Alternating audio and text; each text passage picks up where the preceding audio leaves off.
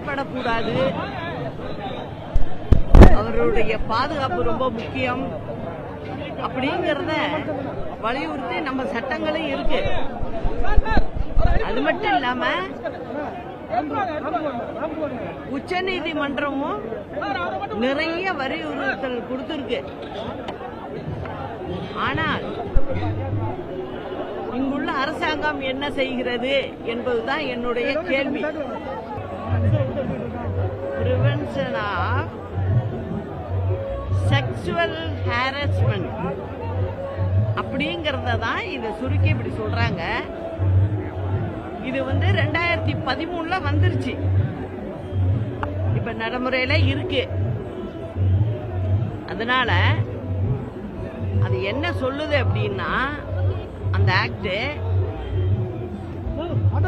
10 பேருக்கு மேல வேலை செய்யறவங்களோ இல்ல பெரிய நிர்வாகமோ, அது அரசாங்கமாக இருந்தாலும் சரி பிரைவேட்டா இருந்தாலும் சரி, இப்ப கல்வி கூடங்கள்லாமும் அதுலதான் சேரும், காலேஜுங்கள்லாம் அதுலதான் சேரும், கல்லூரிகள்லாம். அதுல அவங்க என்ன பண்ணிருக்கணும், அந்த போஸ்ட்ங்கிற கமிட்டி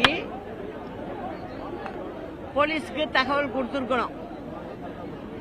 தகவல் கொடுத்தது மட்டும் இல்லாம அந்த பெண்ணை பாதிக்கப்பட்ட பெண்ணினுடைய பெயரோ தொலைபேசி எண்ணோ அவங்களுடைய விலாசமோ எதையும் வெளிப்படுத்தக்கூடாது. இது ஏற்கனவே சுப்ரீம் கோர்ட்ல சொல்லியிருக்காங்க. அதாவது அந்த பேர் உள்ள இடத்துல எக்ஸ் ஒய் அப்படிதான் போடுவாங்க, பேரை சொல்ல மாட்டாங்க. ஆனா நீதி அரசர்களுக்கு மட்டும் அது தெரியும்படி சொல்லுவாங்க. வேற யாருக்கும் வெளியில பிரஸுக்கோ யாருக்குமோ சொல்லக்கூடாது. இதுதான் முக்கியம். ஏன்னா ஒரு பொண்ணுடைய வாழ்க்கை பிரச்சனை இருக்கு, அவளுடைய சமூக நீதி இருக்கு, அது காப்பாற்றப்படணும். அப்படி இருக்கும்போது இத வெளியிலேயே சொல்லக்கூடாது.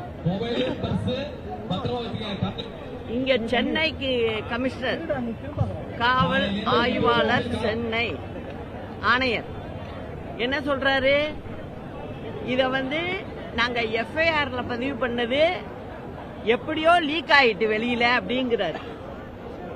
நான் திரும்ப சொல்றேன், சுப்ரீம் கோர்ட் நீதிபதிகள்லாம் அங்க உட்கார்ந்து சொல்றாங்கன்னா நீங்க அதை இந்த தமிழ்நாட்டில் கேட்க மாட்டீங்களா?